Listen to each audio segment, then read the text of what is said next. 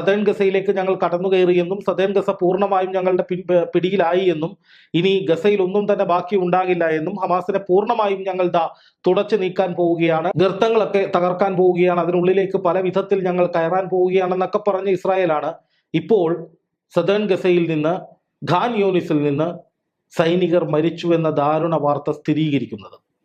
ആലോചിച്ച് നോക്കണം, ഞങ്ങൾ ഗസ മുഴുവൻ പിടിച്ചെടുത്തു, ഹമാസിന് ഇനി അനങ്ങാൻ കഴിയില്ല, അവരുടെ മുഴുവൻ സംവിധാനങ്ങളും തകർത്തു എന്ന് നിരന്തരമായി പറയുന്ന ഇസ്രായേൽ ഒടുവിൽ ഹമാസിന്റെ തന്നെ ആക്രമണത്തിൽ തങ്ങളുടെ സൈനികർ മരിച്ചു വീണു എന്ന ദയനീയമായ അവസ്ഥ ലോകത്തോട് വിളിച്ചു പറയുകയാണ്, സ്ഥിരീകരിക്കാതെ നിർവാഹമില്ല. കാരണം ഇതിന്റെ ദൃശ്യങ്ങളും മറ്റു കണക്കുകളും ഒക്കെ ഹമാസിന്റെ സ്പോക്ക് പേഴ്സൺസ് പല രൂപത്തിൽ പുറത്തുവിടുകയാണ്. അറബ് മാധ്യമങ്ങളൊക്കെ ഇത് ആദ്യം പ്രസിദ്ധീകരിക്കും, പിന്നീട് ലോകരാജ്യങ്ങളുടെ മറ്റു മാധ്യമങ്ങൾ ഇത് പ്രസിദ്ധീകരിക്കും. അങ്ങനെ ഇത് ഈ ഹമാസ് പുറത്തുവിടുന്ന തെളിവുകളൊക്കെ പ്രസിദ്ധീകരിക്കപ്പെടാൻ തുടങ്ങിയതോടുകൂടി ഇതൊന്നും പൂർണ്ണമായി നിഷേധിക്കാൻ ഇസ്രായേലിന് സാധിക്കില്ല.